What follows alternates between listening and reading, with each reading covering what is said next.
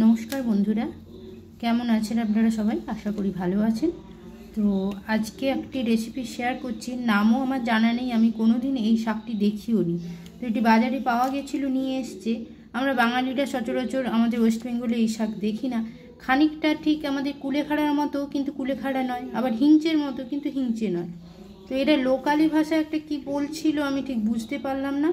তো অনেক কষ্টে গুগলে সার্চ করে যে নামটা পেয়েছি, তাতে এটা বলছি লিউকাস অ্যাসপেরিয়া। আর এমনি নর্মাল ভাষায় একে বলা হয় থুম্বা।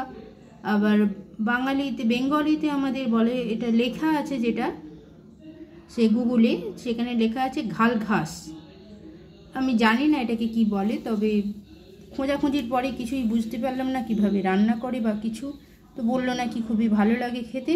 তো একবার করেই দেখি, চেষ্টা করি কীভাবে করলে ভালো লাগে।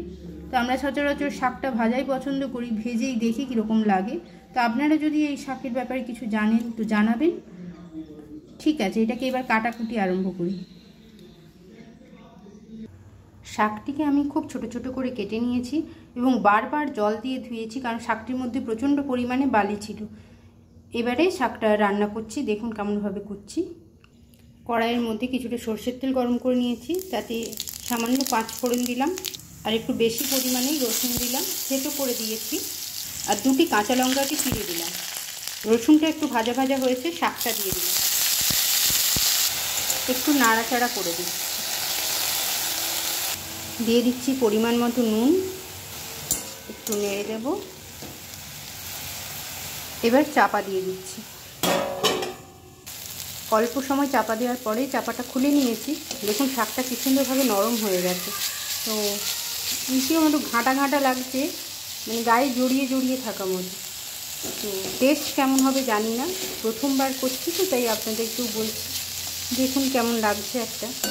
যাই হোক, তবে গন্ধটা খারাপ আসছে না। আর একটু মুখে দিয়ে দেখলাম, তেতো ভাবটা নেই, তেতো নয়, টেস্টটা একটু অন্য রকমের। প্রায় ভাজা হয়ে গেছে, এবার নামিয়ে নিচ্ছি। এই দেখুন শাকটা এইভাবে ভাজা হয়েছে, একটু গায়ে লেগে লেগে আছে। তো প্রথমবার তো বানালাম, জানি না, খেতে খারাপ লাগছে না। তো আপনারা যদি এই শাকের সম্বন্ধে কিছু জানেন বা এর যদি অন্য কিছু রেসিপি জানেন তাহলে জানাবেন। তাহলে আজকে এইটুকুই রাখলাম। নমস্কার।